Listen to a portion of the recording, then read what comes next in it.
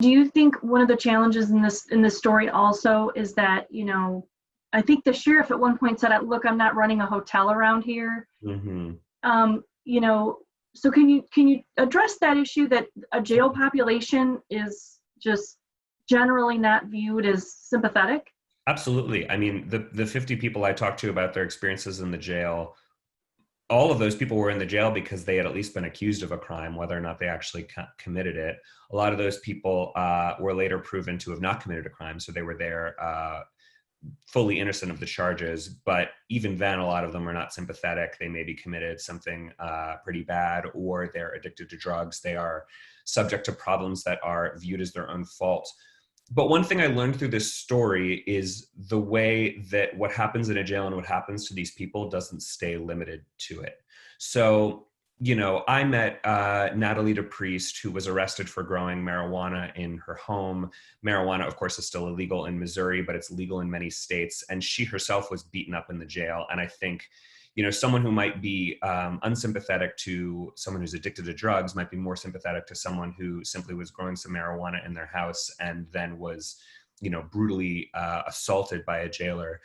But even more to the point, the problems that start in a jail don't end there. So, for example, a great example of this is the coronavirus. If there's an outbreak of coronavirus in the jail because the jailers and the sheriff fail to contain it and fail to protect the people inside, you may not feel any warm feelings towards the people inside, but then, a virus doesn't differentiate between jailers and jailed. So the people who work there get the virus, they bring it home to their families, who bring it back out into the community.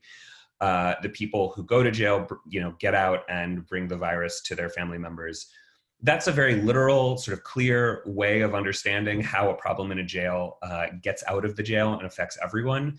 But I heard lots of stories in which people say, I was a 17-year-old with a drug problem. I was 19. I was addicted.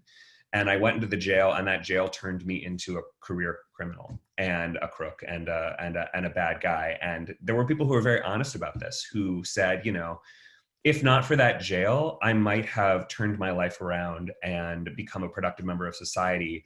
But now I'm out and I'm more violent and I'm committing more crimes. And so, if you take this from the perspective of victims of crimes, obviously the fewer victims of crimes, the better. So if a jail is exacerbating addiction, exacerbating poverty, exacerbating desperation, and exacerbating violence, that's going to affect everybody, not just the people who end up in the jail. When residents of the community who have never done anything wrong are victimized by a crime, have their house broken into by someone who is suffering from an addiction to methamphetamine or heroin and needs money, right? The problems in a jail don't stay inside, and I think this can sound very abstract, but the uphill battle for the Braun family, for reporters, lawyers, for people who are trying to watch this jail is to educate the public on how, regardless of what you think of the people in the jail and whether they deserve what happens to them, the problems that start in the jail don't stay there and come to affect the rest of the community.